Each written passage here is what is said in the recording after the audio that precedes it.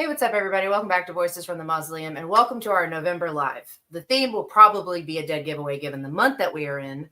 But before we jump into that, I wanted to welcome my guest for tonight, which is Al. It's been a very long time since you've been on here. Yeah. I think it was my top 5 most influential horror, which was forever ago. It was a long time ago, and you did the Conjuring Live, the franchise live, but I think that was like 2 summers ago. Yeah, I think it was. It's been a minute, so thanks you for coming. I'm glad I reached out, and I was glad you were able to make it because it has been a really long time. But seeing as how it has been a while, I wanted to give you a chance to reintroduce yourself, let people know who you are. Yeah.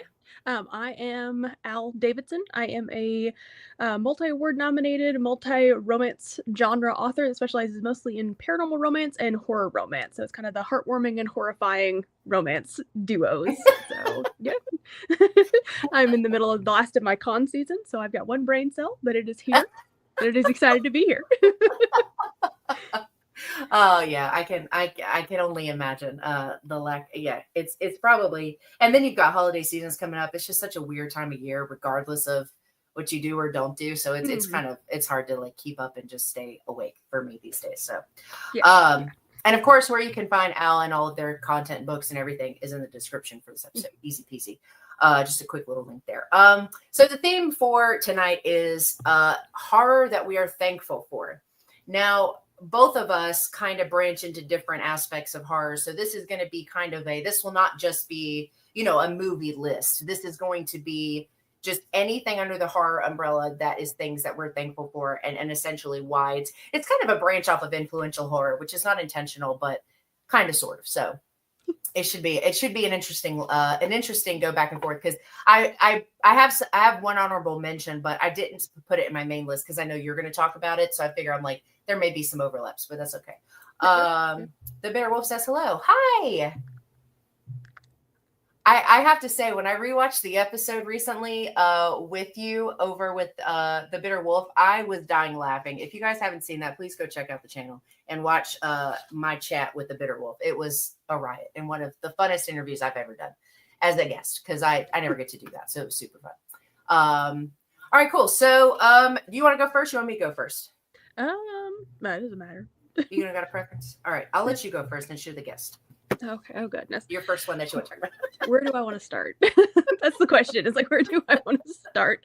Well, I think probably the thing that really did get me into the many varieties of horror was sci-fi Wednesday nights watching Ghost Hunters, and the slow spiral into what eventually turned into Ghost Adventures. And I have unironically seen every episode of the first 26 seasons. Zach Bagans lives rent-free in my head as much as I don't want him to. It's one of those I watched someone do a retrospective of all of the insane ghost hunting shows on the Travel Channel, and I'd seen every one of them, and I felt so embarrassed. Oh no. But that was just kind of the family thing. We'd order a pizza every Wednesday night and sit down and watch Ghost Adventures and Ghost Hunters, and back when sci-fi was spelled like sci-fi, not before it was S-Y-F-Y. S-Y-F-Y, yeah. Yeah, so it's just, I love that sort of stuff. That's kind of was like that and Scooby-Doo. So kind of, again, the ghost hunting kind of thing was yeah. Yeah, the kickboard, which I think I may have mentioned in The Conjuring, one of my Conjuring. I've talked about The Conjuring on 3 different channels now. Yeah, the Conjuring go-to. I am, but it is what's also the same, because The Conjuring was my first horror movie, real horror movie, which is also that same kind of ghost hunting, debunking type of thing. So it kind of was going from the Scooby-Doo to the Ghost Hunters, Ghost Adventures to Conjuring pipeline. So it's, I have the new episode of Project Fear loaded up on my YouTube queue for later tonight with the pizza in my fridge. So, and Project Fear is the Dakota one. Yeah. Okay, that because they got canceled and then they switched to. See, I also go down these rabbit holes. We actually just binged a ton of Ghost Adventures in October, and now we're caught up to the new episodes. And we got to the episode. I'm sorry if this is a spoiler, but this has been all over social media.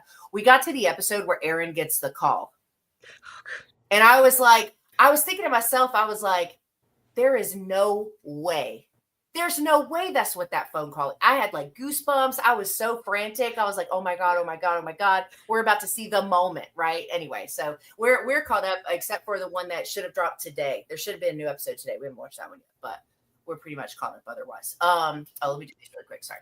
Hi. Sorry I couldn't make it tonight on video, but I'm super thankful. Oh, I'm thankful for you, Mike. You're the best. Yeah, Mike couldn't be here, unfortunately, but that's okay. He does so much for the channel. He's allowed to take some time off when he needs to. He can take a nap. It's okay. Mike and Bitter will say hi to each other. Yes, Al is on Instagram. It should be maybe Mockingbird. Yep. Maybe Mockingbird. If you start typing maybe, it's probably going to come up because I guarantee you have other mutuals probably besides just me. Probably. Yeah. But yeah, they're on Instagram. I'm just like Twitter. More than I should be. Yeah, no, I love Ghost Adventures. We are I'm a big fan of that show. I think it's just such a funny show. Yeah. I know probably like, some people probably take it very seriously, but we do not. We laugh a lot. So that's a good one. That's a good show. I didn't put anything like that. I'm shocked.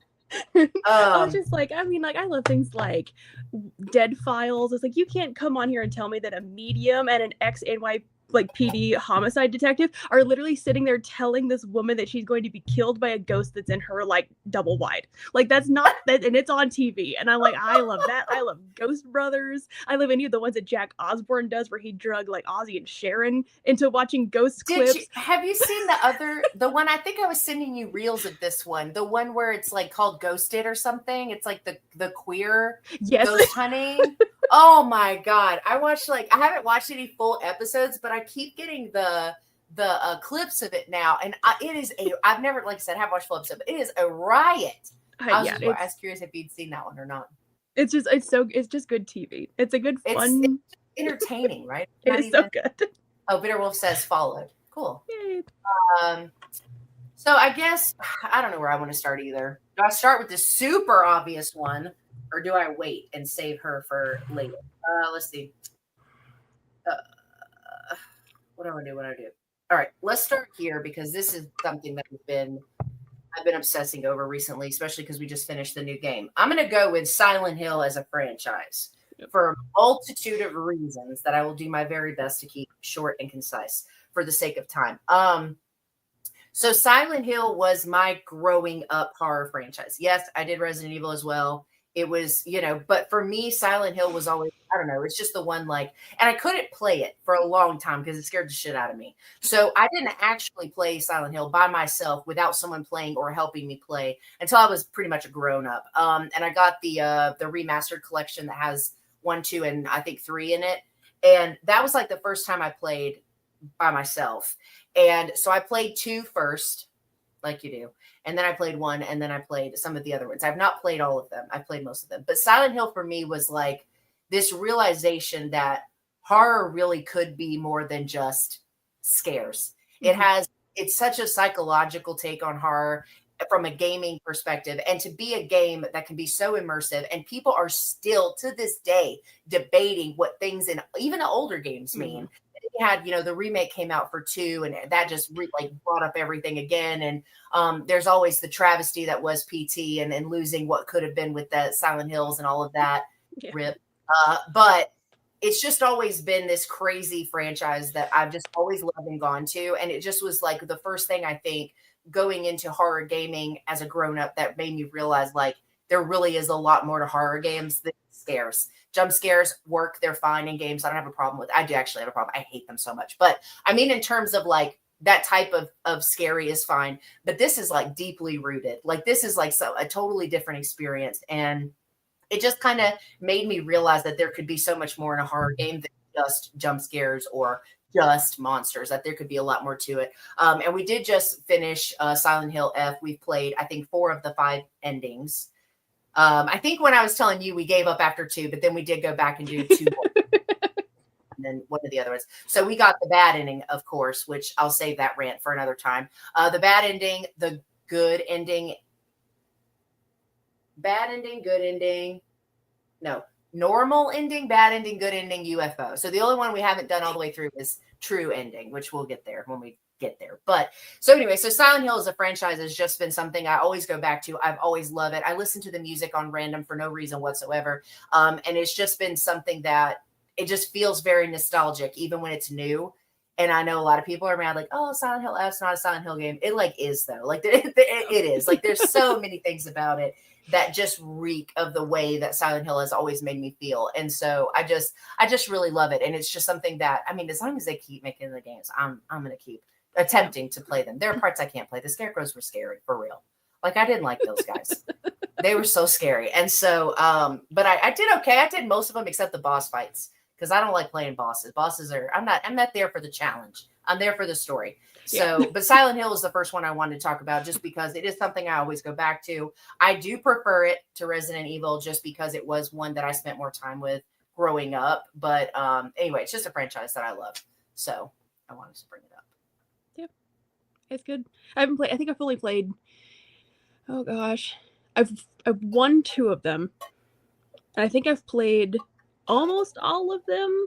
Yeah. But I made the mistake of trying to play 2 on the PlayStation Store on my PS4, and I'm like, this is the most janky thing I've ever touched in my life. I bet so I gave up on that one. But I've seen the deep dives, and I know the story and I know how everything goes. But like that was an experience that I was like, I didn't pay several $100s for a PS4 to have something that plays like this. Yeah, no, I got the remake I got for Christmas, a physical of, and so I played it like that, and it's stunning. I really should have done a full review on it, but by the time I finally got all my thoughts around it, because God, did I sit with it, it was like irrelevant.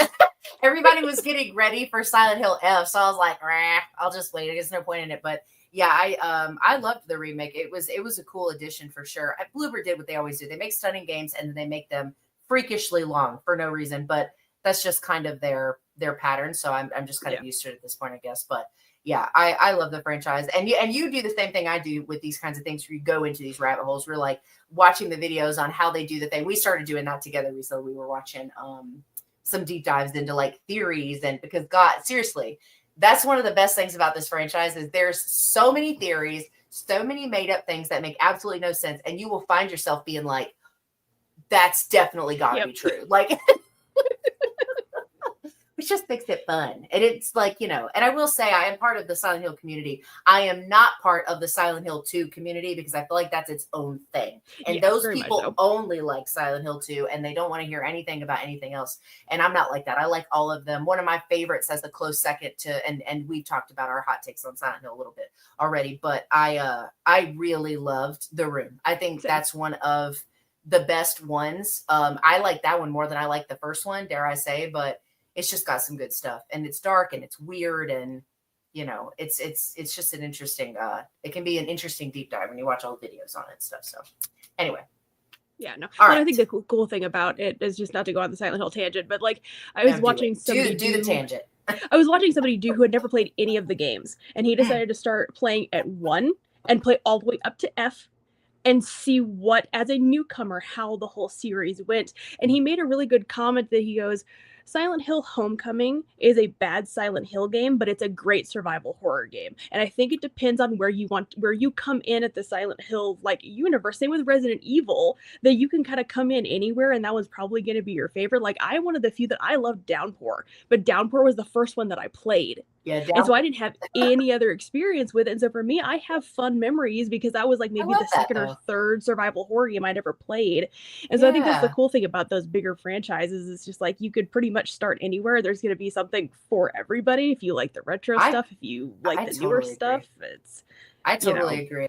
And and this is true for I think Silent Hill and Resident Evil. There's certain ones that really hyper focus on the puzzles. And then there's some that are more action oriented. There's some that feel like maybe the survival part isn't as important as some of the other parts. Yeah. And then there's some where you like got to count your bullets for whatever, or make sure your weapon doesn't break or whatever the case may be. So there is variances of that too, for people who don't like certain things. I don't like combat stuff. I actually would prefer a Silent Hill game where you don't have to fight anything. I'm just there for the visuals and the story. That's like, And, but I was telling something similar to kind of piggyback off what you said is, we interviewed, the filmmakers behind A Letter to James, which is a Silent Hill fan made, highly recommend to anybody that likes Silent Hill. It's so well done. And the filmmakers were great, and they were really awesome to talk to. But I was kind of getting Mike kind of got this like speed run in of where he like watched the movie, because I told him, I was like, please don't watch Revelations, please just skip that one. No, you just watch the and he watched playthrough of the remake, and I can't remember what else I made him look at. I think it was just, I can't remember, but anyway, so he kind of got the pieces, and he definitely did get out of it what I've always gotten out of it. And I said, yeah, but it's hard because there's moments in the Silent Hill franchise where if you weren't there when the moment was new, it's never going to hit the same. Mm-hmm. It's like for perfect example, Silent Hill 2, if this is a spoiler, I don't know what to tell you. James murders his wife. And so, but I remember playing that, or not, maybe at that point I was watching somebody, I can't remember exactly, but I remember thinking, oh my God, we've been playing this guy this whole time, trying to help, feeling bad for him. And then you're like, this son of a bitch. And it's hard to replicate that feeling of the first time you see something like that, because it's been done so many times since then. Yeah. So many times. And so kind of saying like along the lines of like your experience with it affects the things that you like about it and the things you don't like about it, or because of where you fall with it. And so it's one of those things where it's like, it does depend on where you come in, because Mike was like, yeah, I guess this is pretty good. And I'm like, you understand.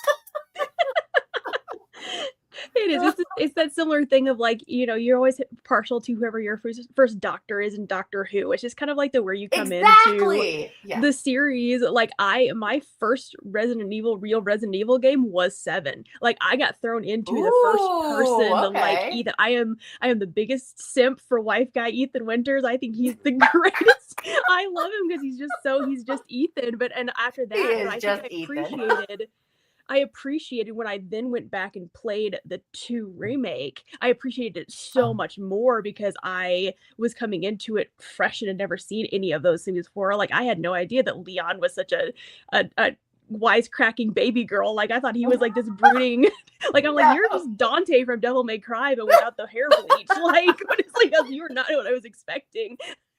I love that though. See, that's why I get so, and I swear, I promise on everything, I'm not going to go down this rabbit hole again because I've done it on so many lives in the past. That's one of the reasons I got so pissed when people were like bitching about the Leon. That was the way they did Leon for Welcome to Raccoon City. I'm like, but that's Leon. Like, exactly. Leon was not this super experienced, ready to roll with the zombies kind of guy. He was new. He was just got there. There's all these other things playing it anyway. So yes, I get, Mike said, yeah, I think not playing it, but watching it definitely did myself a disservice. It's okay, though, because I think the other thing that's really special about Silent Hill is the visuals. And I think you can get that regardless, whether you play it or not. I will tell you, they're scary games, in my opinion. I get scared when I play them. We watch the videos where the guy gets rid of stuff and takes the camera out and zooms in and all that. I forget what it's called. But when they get rid of the fog, I'm like, oh, piece of cake. I could play this game all day. But when you add the fog, I'm like, this is scary as hell. And so it's a different experience playing it as a game for sure. But don't worry, Mike. Silent Hill 2, or the movie version of it's called Return to Silent Hill, comes out in February. So you'll be able to, or January, February. So you'll be able to get caught up. I didn't mean to go on a Silent Hill tangent, but I just really love Silent Hill. And I know that you and I talk games pretty frequently, and you were kind of there when I was going through the Silent Hill F, and I was messaging you as things were happening because you had already seen the playthroughs and stuff of it. So I had to talk about it because it's just something that is a reoccurring thing in my life. Like it's just, it's always there. It's like a little blanket, I guess. We're going to need to make a montage of you in the Raccoon City League. Good. Yeah. People made me, first of all, that's what's his name for Victorious, and I love him. And you know why I love him even more? Because he's with Halsey now, and I'm obsessed with Halsey. So he's my hero, and he's a great Leon, regardless of the fact, fanboys, that he's not white. I know it's hard. Settle down. But he did an amazing job. And I say the same thing about the Jill. But Mike, I said I wasn't going down this rabbit hole. Anyway. All right, so what's your next one? Your YouTube short. I know, I'm sorry. I can't help it. I just feel so passionately about Silent Hill. And Mike had to see me do this before because we interviewed the Silent Hill filmmakers. It was like for the fan made. It was like this too. I was like, so anyway, I digress. What's your next one you want to talk about? Well, it's my turn for my video game rabbit hole. I am doing Five Nights at Freddy's. Yay! Because that I didn't realize until recently how deeply rooted that series was in my life. Oh, Until, like, I was sitting down and, like, I was watching some sort of retrospective or something like that, and it was one of those that I'm a huge Markiplier fan. yes. He's my guy. I've been Yep. subscribed to him since he had 13,000 followers. He's, like, Dang. multi-million now, so I was, like, there, like, in the beginning, That's and crazy.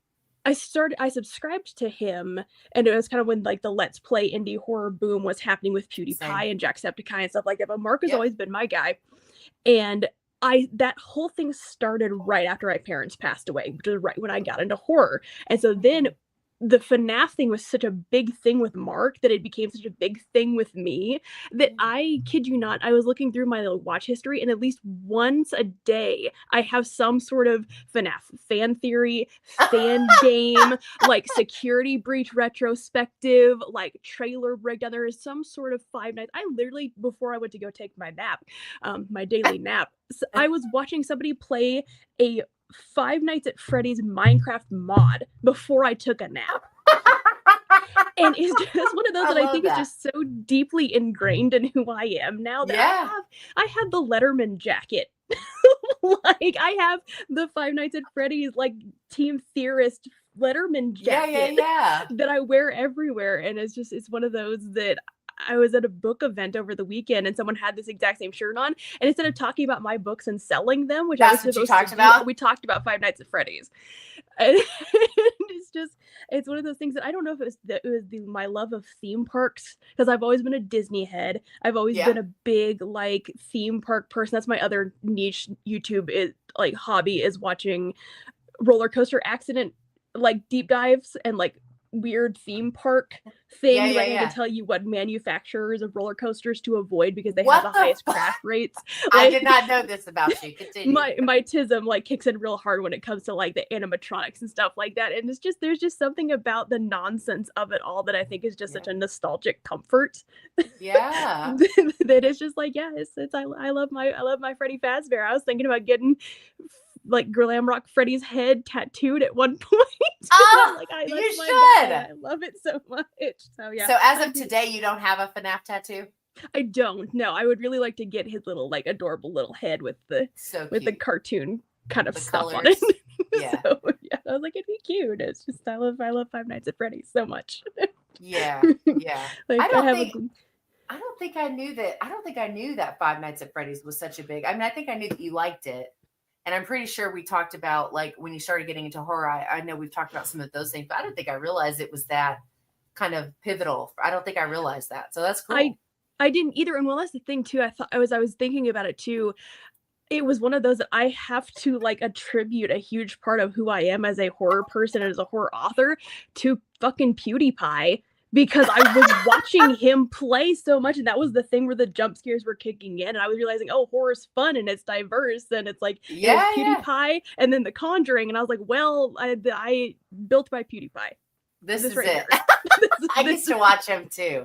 Actually, so my intro to Let's Plays is similar. So I didn't even know that was a thing, and then Markiplier became the FNAF guy. That's what happened, and I was like, that sounds like a cool concept. This was for the first game.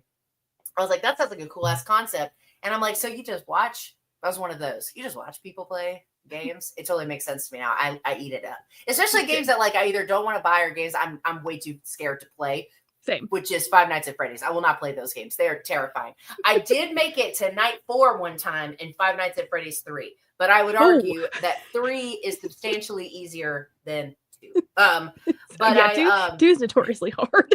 2 is hard because 2's the so music box, I think, right? I made it to night 2, and that's as far as I could get in that one, but it's so scary. And so, but that's how I got interested in Five Nights at Freddy's, and that's how I learned what Let's Plays were, and that's how I found Markiplier. So kind of similar in that regard. Yeah, I think that's the only game that I have on my PS5 right now is Security Breach. Security Breach was a cool one, though. It was so cool. It's so fun. It's so bad and it's so janky, but it's just like I just love the jank of it. And you don't understand. I spent 2 hours watching a retrospective on the Five Nights at Treasure Island fan games. 2 hours of my life was dedicated to watching a retrospective of a Mickey Mouse fan game of FNAF. Like, it's a problem. It doesn't get any more niche than that, I guess, right? It really doesn't. It really Well, doesn't. But I've seen, yeah. I started watching the mockumentary that you sent me. I haven't finished it yet. But you're right, though. There's a train going by. I'm sorry, I can't do anything about it. I'm not a witch.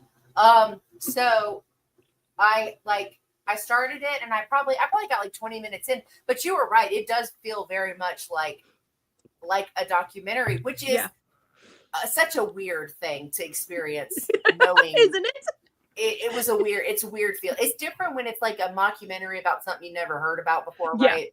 But it's when it's something like this where I've done some deep diving, probably not as much as you, and I have not played all the games. I have watched all of the games, and I had mixed feelings originally about the movie. It's kind of grown on me a lot since I first saw it, and I am excited to go see the second one in theaters in a few weeks. But this was FNAF is cool. I'm a big fan. Our youngest went as Foxy this year, and his costume was a hit. Everybody was freaking out and loved it, and he was very about it because he was very happy that people loved his costume. But how do I get rid of this little thing? There we go. Okay, got it. Sorry. We visited the abandoned Six Flags in New Orleans back in college. God, what I wouldn't do to find an abandoned theme park, though. No, see, I don't do roller real. coasters, but that would be so cool. I would love to do something like that. That's like my nicheness right there is like, oh, theme parks and urbex. like that sounds like God, the way that if I wasn't so female presenting that I would just do so much like, oh, let's go to an abandoned place and just walk around and see what's and in there. I know out. Yeah, you do have to be careful. Yeah, that's true. And I'm so oblivious. It's honestly a wonder I haven't been kidnapped multiple times in my life because there's just nothing going on in here. I discovered that I almost got picked up by a cult at a Walmart once getting a pizza. Shut up. like I was dead serious. I'm like, oh, these guys are weird. They're kind of dressed kind of like the same and stuff like that. And it's like 1:00 in the morning. They surrounded me with their carts, and I was like, oh, hey, I need to get a pizza, and I just pushed on right by it and toddled along. And the guy was like, you didn't realize that they were like trying to like abduct you, right? I was like, oh no. I was like, thank you for like stopping me for a conversation. It's really a wonder that I have not been kidnapped more. I'm the total opposite. I'm like looking at people going, what are you looking at? Like I'm so confrontational in that way. I'm like, we need to discuss this. I'll fight you. Like I'm not, but my partner's more like that. At the get in the van, we make jokes about it all the time. Like she was leaving school to go to, what was it? She was leaving school. Yeah. She was leaving school to go to the gym or leaving the school to come home or something. And she was like, it was a gym. Somebody stopped her at the gym today to ask her for directions somewhere. And she was like, and you know me. And I was like, yeah, you were late to class because you stopped to help a stranger that could have killed you. Like, you got to stop being so nice. Like, people are like, one time when we worked together, I pulled up and there was like this, I know it's going to sound like I'm making this up, a white van, okay, sitting in our parking lot. And it was a business van. It was a newer van. It looked clean, brand new, whatever. But I don't think it had any markings on it. And I was like, is that the guy that you let use our bathroom yesterday in the office? And she was like, yeah, he was talking to me this morning. What? What are you doing? Why is he still here? That would be me. So I get that. But yeah, no, I would love to do an abandoned theme park. I think that'd be so cool. Yeah. Really would. All right, let's see. That was a good tangent, but that's awesome. I love that. See, and I told you we weren't going to run out. We were going to be fine on talking about stuff, no matter how many you had, because look, we're already 30 minutes in. All right. What do I want to do? All right, let's get this one out of the way, because this is going to be a twofer. I'm going to briefly talk about why I'm thankful for Frankenstein, the book, and Frankenstein, the original film from 1931. Different reasons, okay? First of all, I saw the movie before I ever read the book. I know who Mary Shelley was. I didn't know anything about the history of why she wrote it, what she was doing when she wrote it, or the fact that she would essentially write the very first sci-fi novel. I didn't know like that was even a thing. So anyway, so that's the reason I'm thankful for the book. I think the book is just kind of this historical moment for sci-fi horror in a way that, is just not anything else. I don't know. I just think it's super interesting. She was like tucked away, right, in a place when it was storming, and she was like, challenged to write this story, and this is what she fucking came up with. If I got trapped somewhere and they were like, oh, you should write a story while you're here overnight, there would be 3 paragraphs, and I would know every meme or anything that had been released on social media. That's like the extent.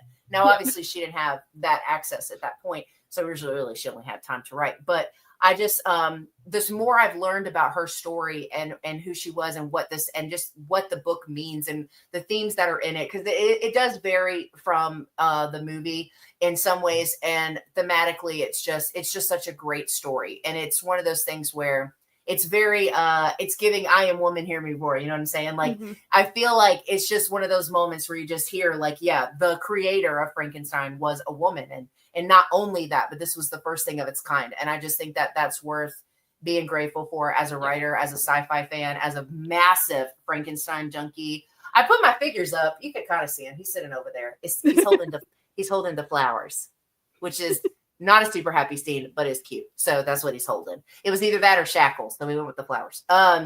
Anyway, and then I put the movie on here because when I tell you, I love this movie. I love the original Frankenstein so much. Boris Karloff did such an incredible job making me feel things for a monster that I never like, as far as like empathy and sadness and just wanting to help.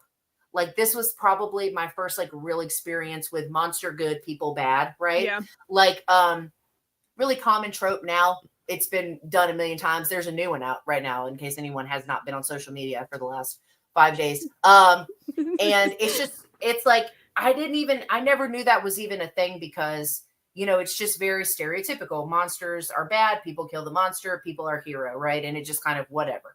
But the movie is just such an emotional experience every time I watch it. I mean, you've got the flowers, you know, the scene with the little girl where those are in the water.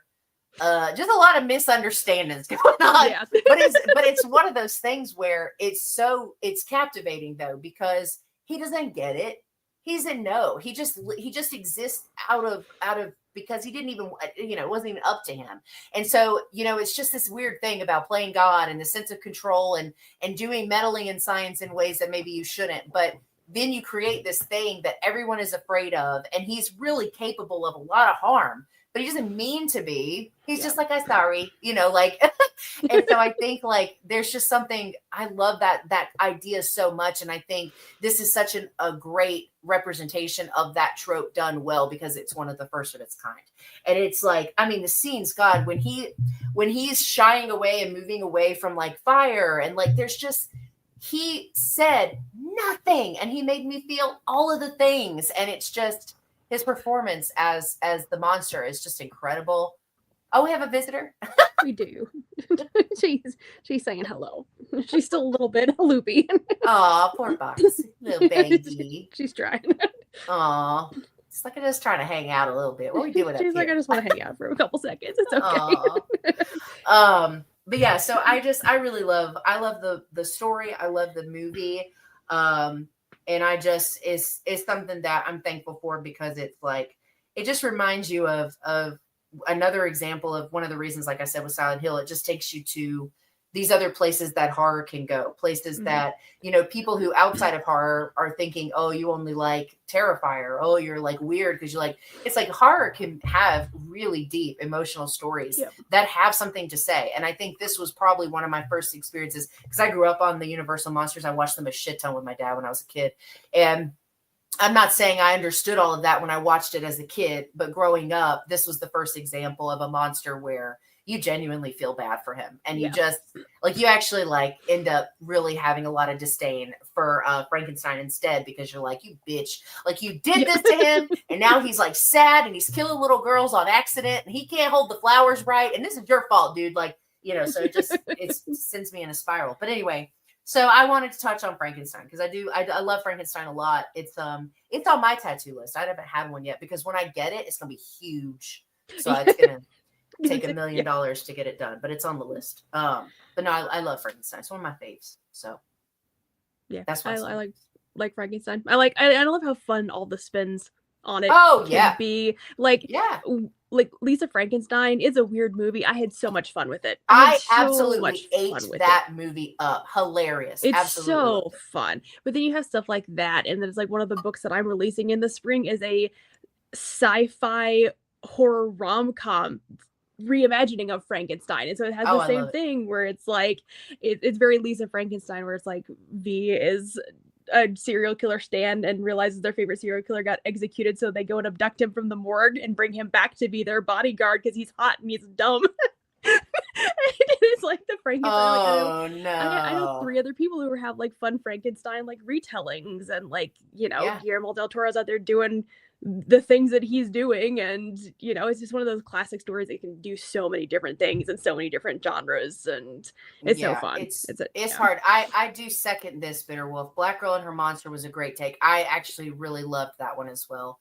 I watched that. Gosh, that one's been out for a little while now, but I really love that one as well. And I even like when they did the black and whites with Abbott and Costello. Those are hilarious. Mm-hmm. The ones where they meet the monsters. Like anybody who hasn't seen those, they're hilarious. Like they, I'm not like, so when I do Universal monsters, it's usually like the main 4. I don't really care about, the Invisible Man. Nobody cares about the Invisible Man. Yeah, was it Kevin Bacon that played him in the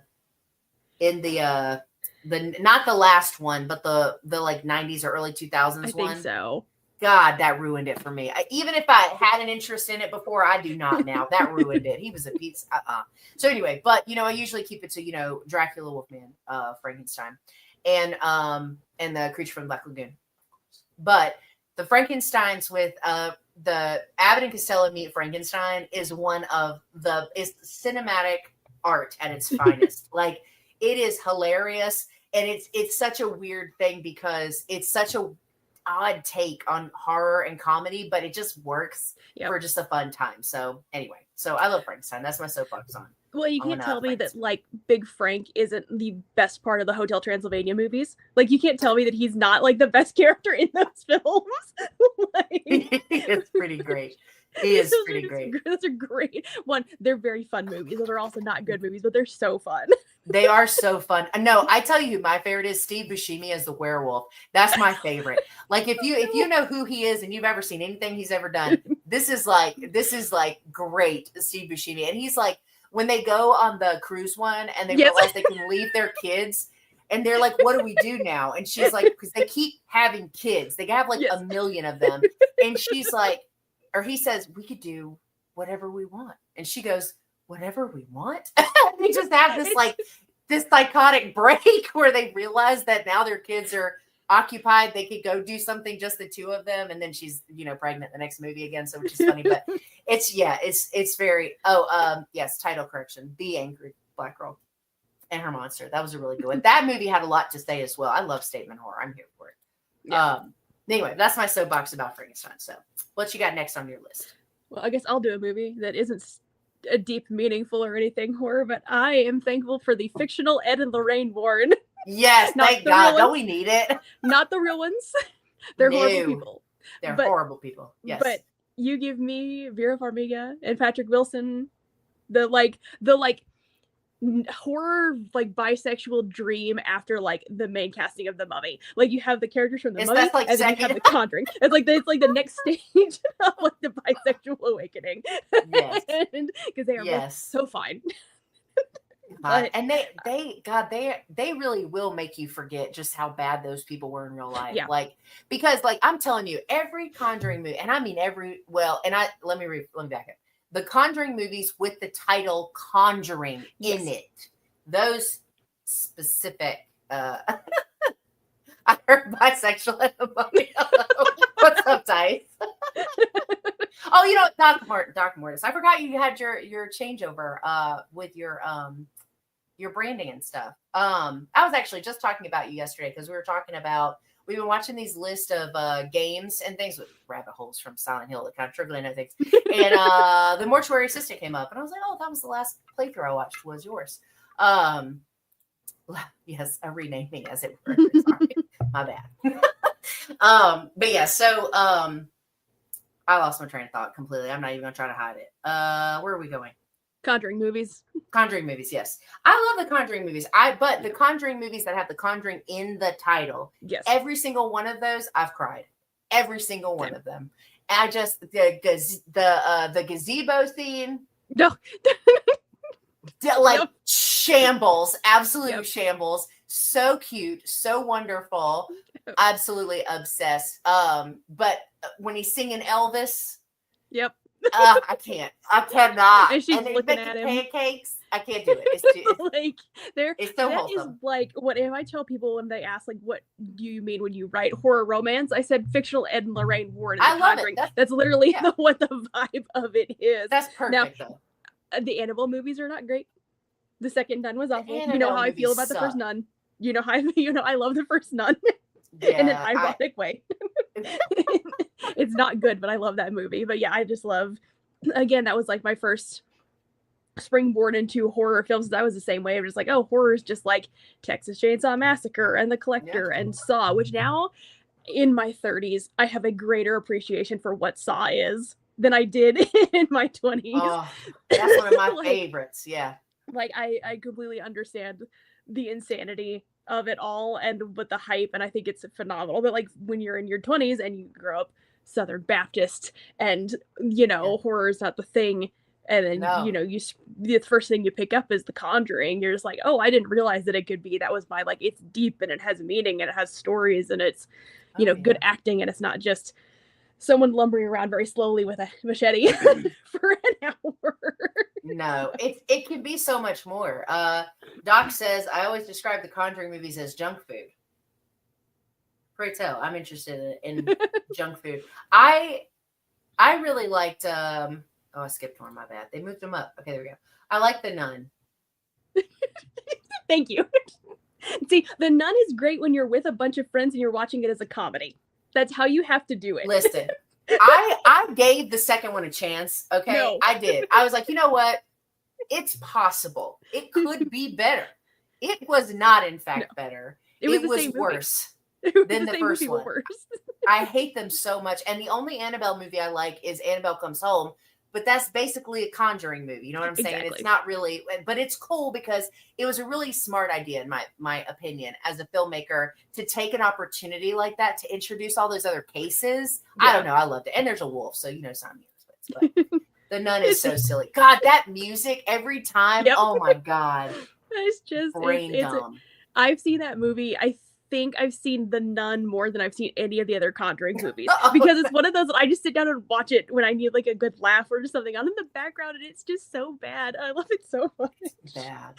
And I hate it because Valak in Conjuring 2 to me was scary. Not funny at all. Like not silly, not like what the hell, like scary. Yeah. And then and you're watching it, and then those moments, I don't think I realized this on my own. I think I saw it on like Instagram or something, but where you realize that the name Valak is in the background written all over the place. Yeah. And there's just little things like that make it so good. But damn, and when they made the whole movie, I was like, yeah, I was checked out. The Nun was so dark. It's dark and loud because the music, good God, every time. I like Giant Annabelle and Last Rites. What the hell was that about? Listen, don't be talking about Last Rites. I liked that one. I liked it. It was like, I don't know. I just don't. I don't think. You know what I think they should have done? I get why they didn't do this, but to me, Annabelle would have been scarier if it was the actual Raggedy Ann doll. They should have left that part alone because I had one of those. Like. Those were everybody had those. Like it was just there's something about the idea of like you had something like that and then this is what you're saying, Anyway. Well, I think that's why Skinamarink was so scary, even though there was nothing going on. It's because it's like it's familiar toys in a familiar place. It's uncomfortable. And there's something about that just don't sit right. They should have made her like a sewn doll instead of the porcelain thing, because the porcelain thing looks really stupid. But like I feel like her design was not good. But I currently have a little Raggedy Ann doll. Well, do you keep it in a case or does it just sit out? Inquiring minds want to know. Take her on tour so she'll disappear in New Orleans. And then kill you, or at least one of the handlers, these people who Oh god. Yeah. I But yeah, no. saw this meme that made me laugh. I won't go down a rabbit hole, but it's too funny not to share it on the subject of her tour, where it was like next stop, and it was like a picture of the White House. Oh, let's see. Skinamarink hit me hard, and I was not expecting it to. You know what I like to say about Skinamarink? I can be open-minded and discuss openly all kinds of things that I don't like. This is not one of those movies. Skinamarink was so powerful for me, and it healed so much trauma in me that when people say they don't like it, I immediately don't want to be their friend anymore. I'm like, what do you mean? And this is what I will say, Isaiah. I will say, like, it's one of those things where when people say, like, I don't get it, I'm like, I'm really glad. I'm glad that you don't get it, because that means that your childhood did not look like mine. And that's a good thing. I'm happy for you. But that movie, I had to take a break. And at the time that I watched it, Oliver was the same age as the little boy in the movie. And I was like, oh, this is too much. This is too much. No. It's I think I probably would have liked it more if I didn't have an auditory processing issue. I couldn't hear anything. No, I couldn't hear. There was nothing. No. To me, it was just like, but I had the same issue when I went to go see The Green Knight. Like that, I have problems with A24 movies because I can't understand this speech unless I have subtitles. Sure. And so it's one of those, I'm like, this movie, it looks cool. And I love that we're balling on a budget, but like I appreciate low budget horror films that do what they want to do. And I'm a sucker for single location stories. And like, I think the idea is great. And it's cool for stuff like that, like with the Background Rooms movie after the dude made it on YouTube stuff with, Blender as a school project. And I think it's cool that you can take something that's that small and isolate it as like a fun project and turn it into something that is as massive as that. I totally agree. It's neat. No, I totally agree. Listen, if anybody wants to go to the White House, I will Uber myself out and get snacks. Paid trip. Werewolf says show and tell for your horror mosaic episode. Texas, if I find her in time, maybe. The Conjuring was on my what do you call it, honorable mentions list, because I knew it was going to be something you were going to touch on, and I love that franchise. I think it's such a weird. Okay, so first of all, I don't know if you guys knew this, but those movies are rated R. I have been functioning on the last decade thinking they were PG-13. I've been thinking because they're not very R. They're just not. And so they're very mild. And I guess, some of the things that are frightening would only be frightening maybe if you had like a Christian belief system or something. So, to me, I'm like, oh, they're PG-13. When I saw something about the last rites and being like, you had to be 18 or 17 to get a ticket. And I was like, why? Did they change the rating? No, they're all rated R. So, but I think they do a really good job of keeping it like wholesome, which I think is a whole other reason that, for me, when I watch horror, I have to connect to the people, the characters. And, Patrick and Vera are so great at really making you care, not just about them, but everybody that they're dealing with on the story. Except that blonde-headed bitch from the second one, the one who's like, they're faking it. I hate her.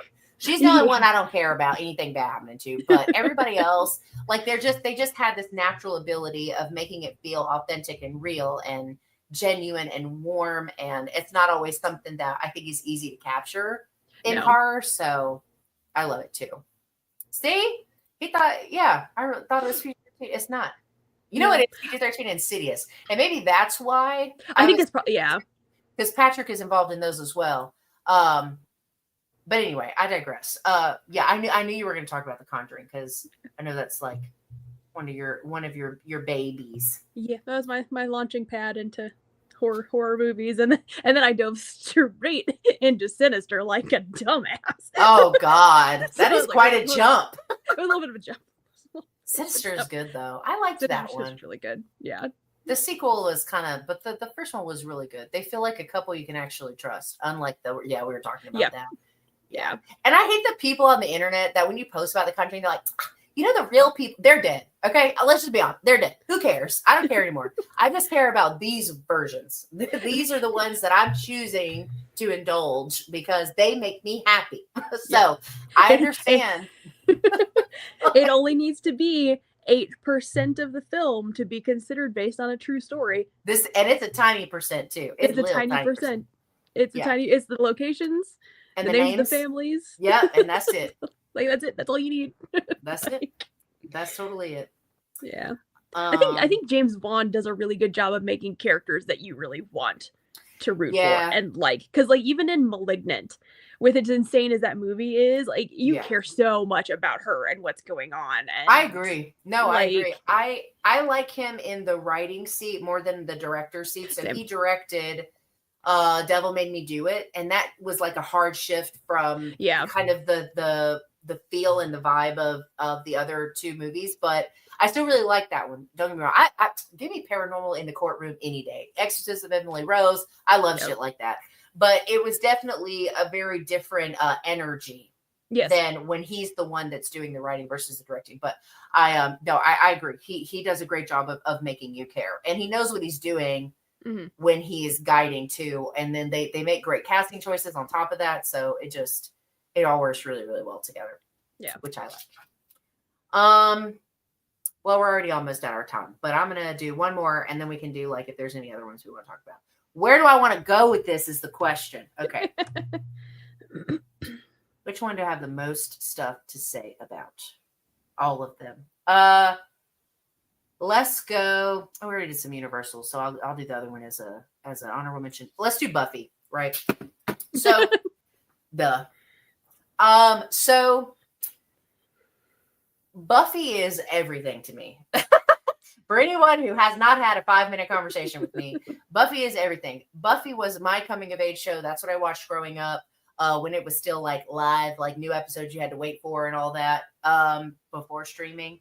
And it had very interesting parallels to my life. So my biological mother I didn't have that, like she wasn't really in my life, but this absence figure based on her, dying and stuff like that, that was very similar to my own experiences. I did have to go to a new school. Was that 10th grade? Yeah. My sophomore year of high school. And I was a Razorback. And I also raised my sister for a little while on my own. And there's just these weird parallels, none of the gross boy stuff, just like normal, like life stuff. But it was this, I had a makeshift family because, my dad got custody of me when I was really young. My stepmom became my mom and raised me. And I had siblings that were now, and I had a very makeshift family. I had to kind of find my own people. And I feel like that's a very Buffy thing.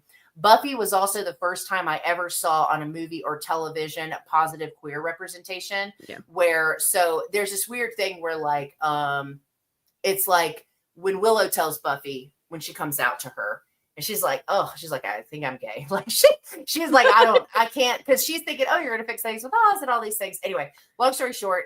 And there's this hesitation where you feel like the societal expectations hit Buffy for a second. And it feels very real, that quiet that passes. And then she jumps to, okay. And it was seriously a non-issue. No one cared. No one was weird about it. Nothing. And it was like this positive experience for a queer person in a because at that time, Buffy was like, everybody was watching Buffy. And so it was probably, and I didn't know at the time why that was so, we've talked about, what did you call it? The Buffy to lesbian pipeline? Is that what you call it? We did talk about that.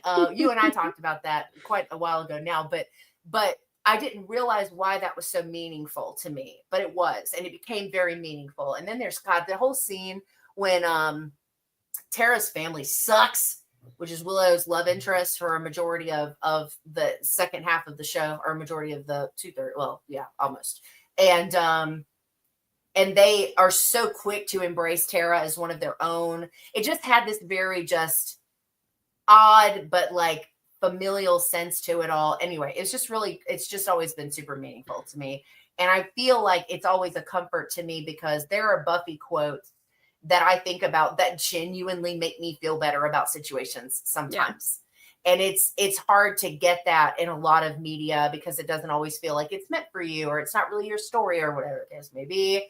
But it's one of those things where it's just always been meaningful to me. It's always made me feel good. It's always made me feel strong in ways that I don't really know how to put into words when I've watched it. And so it's just really powerful. Buffy gets her own holiday word. Oh, you and I have talked about Buffy as well. I forgot we did chit chat briefly. Is now a good time. I also met him. I met him in 2009. What's it called? Dragon Con. It's the only other time I've been to Dragon Con. And I went one day and he signed a copy of the graphic novel for me. He's the best. Did you have a great experience meeting him? He's so down to earth and normal and wonderful. And I did get a cameo from him for a friend. And he's just such a doll. Like, he's so cool with being Spike. Like, he has no problems with that being like who he's known for. He's good with it. But yeah, but Buffy's pretty pivotal for me. It's like I said, coming of age. It just felt, I feel like it was there as like a comfort when I was going through like teenage angst and I was going through a lot of changes and I didn't know what to do and everything felt like a crisis. And but I had to fight vampires, so it's all that perspective, I guess. So anyway, so of course I had to mention Buffy. We have to get back to watching that. We started it. We went through all the millions of seasons of Supernatural. I'm like, now we got to watch my show. Anyway, so that was the only other one that I felt like I had like a ton I wanted to specifically say. But what other ones did you? I know you said. Let's see. That's awesome. Indeed, he's very nice and took the time to just talk with me. Just threw me off that he was neither blonde nor British. Yes, the first time I ever heard him speak in his normal speaking voice devastated me. I was not prepared, and I'm sure English people are like, yeah, he doesn't sound English at all, right? I'm sure. But I didn't know. I started watching that show when I was like 11, 10. I don't know. But anyway, yes. And that threw me a little bit too. Yeah. And he's a musician. He used to be in a band called Ghost and the Robot. And one of their singles was called Angel. So anyway. Big fan. Good. Anyway. So I think my honorable mentions. Yep. I have 2 games. I've got Alan Wake, because Yep. that was my like first real survival horror game. Scared Yep. the hell out of me. I went and bought it and then sold it to a friend. I sold it to a friend at church because I was so scared as they bought it from me because they had wanted it. And so I was like, I'll give it to you for $40 because I can't finish this game. It's too scary. And now that I've played it as an adult and went back and played it, it's phenomenal. It's so good. My all-time favorite survival horror game, The Evil Within 2. I love that game. Good. I could talk about that game. I loved that game so much that when it came out, the guys at my local GameStop knew me as the Evil Within girl, and they stayed late that midnight so I could get my copy before anybody else. Oh my God, what a cool thing. I have all of the promotional merch, like the pop-up signs and the big banners and posters from the games that they gave me, all of it after the game came out. And they were like, we're not doing a midnight release for this, but we're going to stay open for you to come get your game early so you can play it early. And so it was like, I love that game. Mad we never got DLC. Mad we're not getting a sequel. I love that game. What is it about that one that specifically it's that one and not, the first one? Because I love them both, but I did really like the first one as well. I think it was because I'm one of those people that I really like the character development side of things. And I feel like you got so much more with Sebastian in that one. The environments were way better, I think, in one when you have like the farmhouse and you have like the shifting city and but there was just something about being so honed in on Sebastian for like an 8-hour campaign where you're just watching him slowly continue to start to unravel and like what's gonna happen, and is this insane. Again, I love Ethan Winters. It's that same thing of like, I'm going to do whatever it takes to get to my loved one kind of thing. And I just think it felt just so much more personal. Yeah, because it was about his daughter, right? Yeah, and it's about him and his struggles of like losing Myra and his wife and the divorce and her disappearing, and instead of it just being like a generic like Resident Evil, like, oh, something is destroying everything and we have to go in and stop it and all my partners are dying and stuff like that. It's like, no, this is like a character study of a grieving man who starts off the scene drunk in a bar because he just can't handle things. Like you're set up from the very beginning of just like things are just like not okay for Sebastian. And the final leading up to the final boss in that one is like upsetting. It's very like when you fight that big version of whatever. It's like, it's an emotional ride. I really liked the first one as well. They were both very strong games. I thought for some reason, I was thinking he was the guy that I idolized for his voice, but it's not. The voice for him is Anson Mount, which I don't even know who that is, but he's the voice of Castellanos. He did a great job. I was thinking it was Troy Baker for some reason. I just assume everything's Troy Baker, but it's not. It's either Troy or Nolan North. It's one of the or Nolan North. It's one of the two of them. Exactly. If you don't know who that is, Troy Baker is the voice of Joel in The Last of Us. He is the voice of Booker, and in BioShock Infinite, he's done so many. He's one of my favorite Decepticons on one of the Transformer TV shows. He does a great job. Very talented voice actor. But you're right, it is usually. But I don't know who that is. I've never heard of him. I'll have to see what else he's done. Probably other stuff. I think it was a different voice actor between games 1 and 2 as well. Maybe it was. Let's see. What's this one say? But I think maybe that was one of the reasons why is I think 2 just felt way more personal. It felt less like an action hero and more. Yeah, the second one is Marquise Bobeshish. I don't know how to say the last name. You're right. It's 2 different people. I don't think I noticed that when I watched the playthrough. Either way, it doesn't really matter. But okay. Well, I don't know who either one of those people are. I think I just assumed one of them was Troy Baker. Yeah. That's fine. But yeah, I miss that series. I have the art book.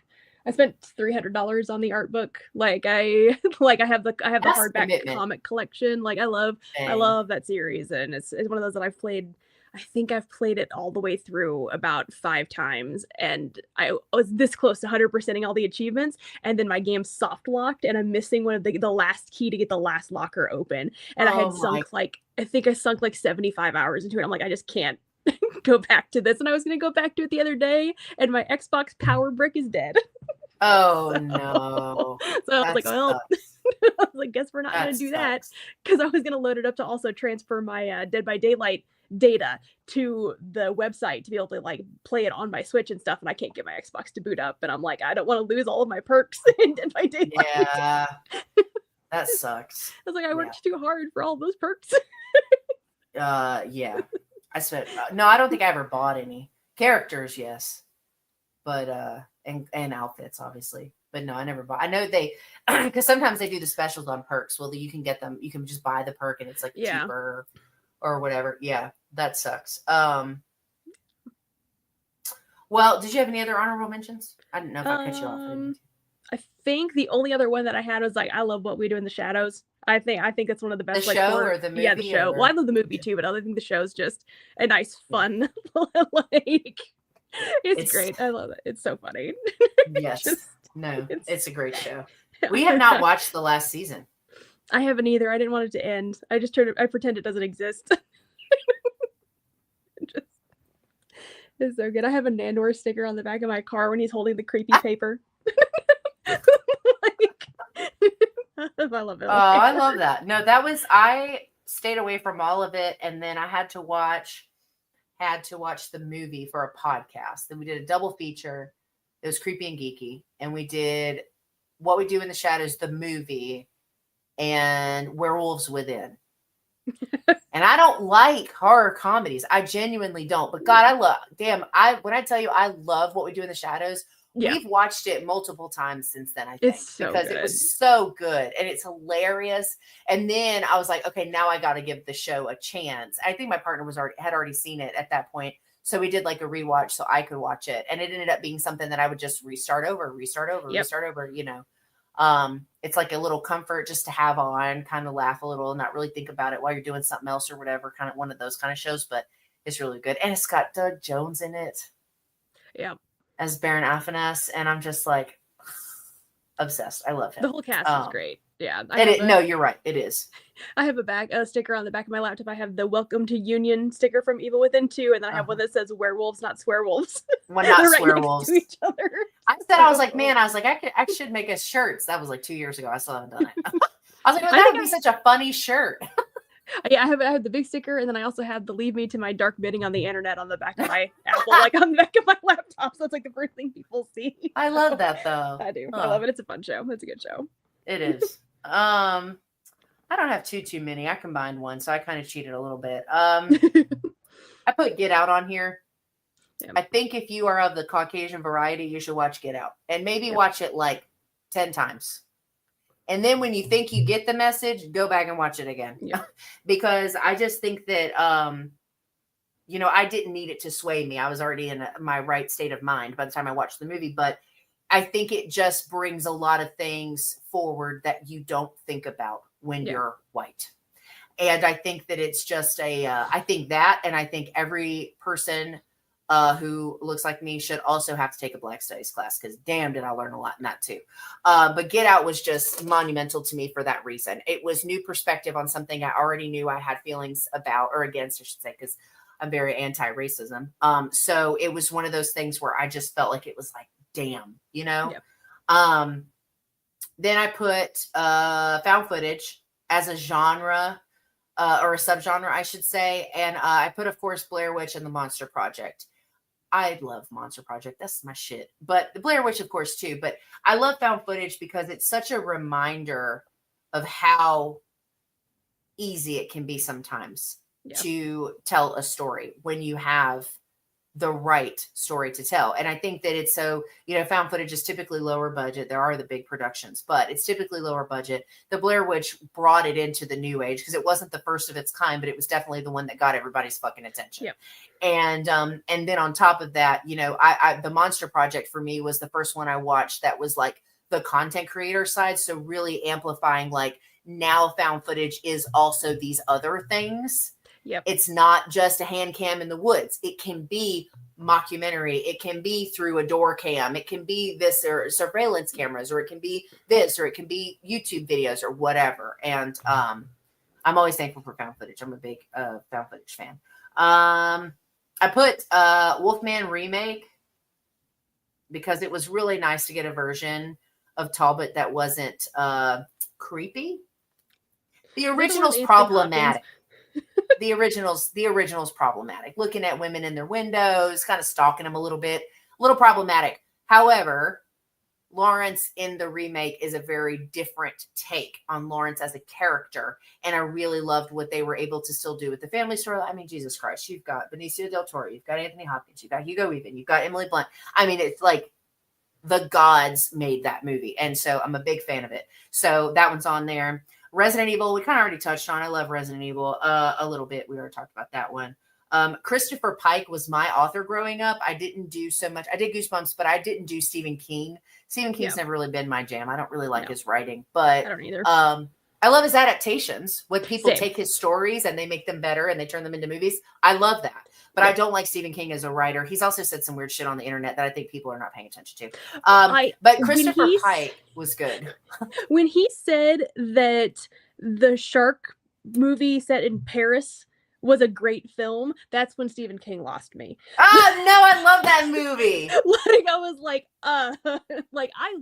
here's the thing, I love Sharknado, but I love Sharknado ironically. Like, when Stephen King you didn't love Under Paris? That was such a fun one. And it was Makos. It wasn't even great whites. I love it when they do different types of sharks. It was between that and the shark movie where they were in the plane that sunk and the sharks were slowly swimming up the aisles of the plane. You mean the movie that's about 2 hours long and the sharks take up 35 seconds of it? Yeah, that movie pissed me off. I almost DNF'd it. Almost. I came real close. Don't put a shark on the cover of your movie if the shark is not in 98% of your movie. Don't put a shark on the cover because you're just gonna piss me off. Yes, I loved Under Paris. No, he's had some weird comments on the state of things that have kind of just shook me up a little bit. I've never, like I said, not really been a big fan anyway. But Christopher Pike was young. He's young. He was young adult. It's a pen name. I don't remember what his real name is, but he wrote a lot of really cool stories.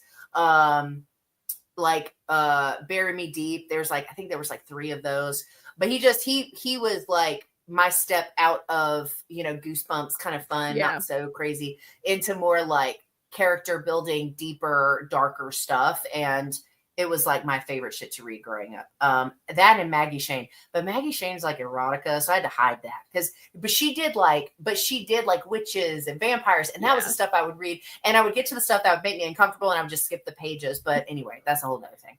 And then the only other thing I had on here that I have to mention, because I feel like enough people don't know this. So for the creature from the Black Lagoon, okay, there is an incredible creature, in case no one saw it. And the design and build of everything that the guy wears, that's part of the face and the body suits, was done by a woman named Millicent Patrick. She was the mastermind behind bringing that to life and making it look as incredible as it did for its time. If you haven't gone down the rabbit hole, or it's not even really a rabbit hole, take 5 minutes, Google it, look at her working on the mask.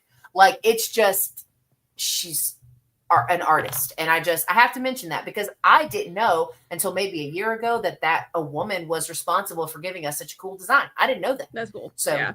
Anyway, that was what I had. Those were my little honorable mentions. Oh, I missed a couple of these, my bad. His normal voice was shocking the first time. Yeah, because he's not actually British. It threw me really bad too. I did not like the newest Wolfman. It was super disappointing. I do love 2010 is where it's at. And I know people are like, it's CGI. It's both. It's both. It's CGI and practical, and it looks amazing. I don't care what nobody says. I love it. I did not. It's not that I didn't like it. I didn't hate it or like it, the new one. I think it's boring. Yeah. I think it's boring. I was not compelled by the characters in a way that I expect to be when watching, because Wolfman is supposed to be kind of sad. And I was like, and it's not that it wasn't sad per se, but it just didn't work for me. The pacing was weird. It was weird. Yeah. And it was like, you kind of got this weird info dump at the end that's like, oh yeah, by the way, not only did we see the creature, but the creature turned his dad, and that's why his dad died. And then he got it because I'm like, what the fuck is happening? Yeah, it was just, it felt like things were missing. Like things got cut or moved around that shouldn't have been. I totally agree. Yeah. No, I think it was and honestly, like, I really just didn't think we needed another one. Not yet. No. I do really like that the actress who played the wife, because she killed it in Weapons. She's in a lot of weird things, and she's kind of growing on me. She's kind of growing on me. I really liked her in Weapons. She kind of sucks at the beginning of Wolfman, but she gets better, I guess, because she has to. I don't know. She was better in Weapons, but actors and actresses can only do with the most with what they're given. Yeah. And if they're not given some great thing to deliver, I mean, they can only do so much. Wasn't utterly thrilled with the latest Wolfman. I see the strings to the OG, but yeah, I agree with that. I swear I'm still waiting for David to play a werewolf. Damn it. That's my husband. I love him. Oh, Doc is a massive David fan. I love him so much. I was at my book event over the weekend, and someone walked up to me that was as a major judge for a major local writing competition. Like, it's like the most like well-known writing competition in my area. And David Dasmalchian is local to Kansas City, so he and Paul Rudd are both local to here, and that's why they're friends. That's why David was in Ant-Man, is because he knows Paul Rudd. And so she walked up to me and she said, I was reading one of your books for this award, and the only thing I could think of was David Dasmalchian. And I'm like, that's the nicest thing anyone has ever said about my writing. Oh my God. I was like, that's cool. I don't know how you guys pronounce his name right. I usually avoid it because I don't want to be disrespectful. I see the vision. Yes. Oh, and the Bear Wolf is with me. No, Under Paris was one of the greatest endings of a shark movie ever. That was a fun one. I liked that one. Come on. I didn't take it too serious, but at the same time, like, I liked that it was, I'm telling you, you will get me if it's mostly sharks, which it was, and it's not a great white. Because we always do great whites, and this was a Mako. And Makos are cool, but they're not great whites. So I was like, oh, this is different. Like, this felt weird, and that's why when I did the shark book, I didn't do great whites. I did hammerheads, because hammerheads are fucking terrifying. You seen those things? Like, they're crazy. And what did I miss here? Sorry. He has pointed out how to pronounce his name. He describes it the small chin. You've told me that before. I couldn't remember what the thing was, though. This small chin. I called him David Dalmatian for a while. I feel like a lot of people do. I was like, I don't have the slightest idea. There's a lot of letters there. I have no idea where to even start. Well, anyway, I'm going to wrap us up. Thank you for making time to come on again. We got to do more stuff. I hadn't even thought about the fact that it had been so long until I was thinking about it. And I was like, Jesus, it's been literal years. Yeah. Oh, yes. Laugh. And then Dior Mabissi is Italian for no great whites. If you want to get the joke, go watch the episode that I did for, what is it called? Cave Convos? What cave chats? What's it called? I almost said horror mosaic, but I did that one too. I heard people pronounce it Dasmalkian. Oh, I could see that too, though. Yeah. Malkian. Kian. I can see that too. That'll be how I pronounce it from now on. Now, thanks a lot. I'm just kidding.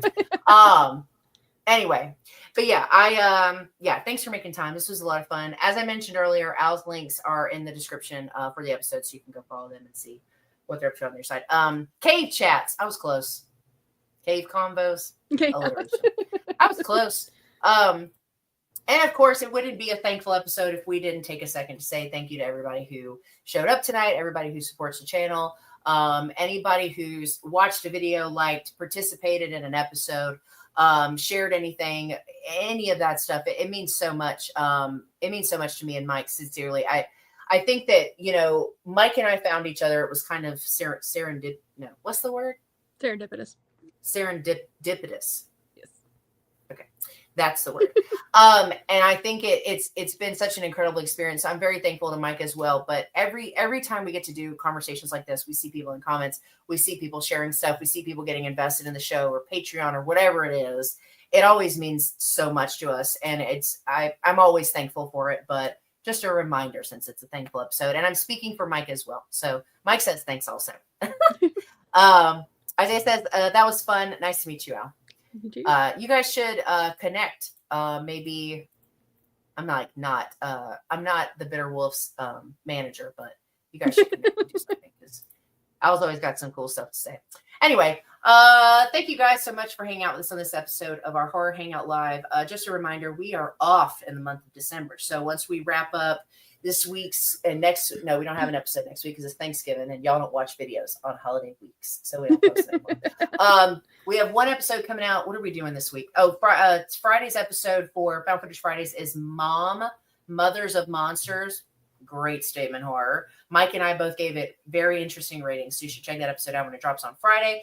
After that, we will be doing a deep dive in December. We're pre-recording it because we don't do content in December. That time is for family and ourselves. But we're going to pre-record and do some analog horror. So we're going to do the Greylock series on YouTube. So anybody, yeah.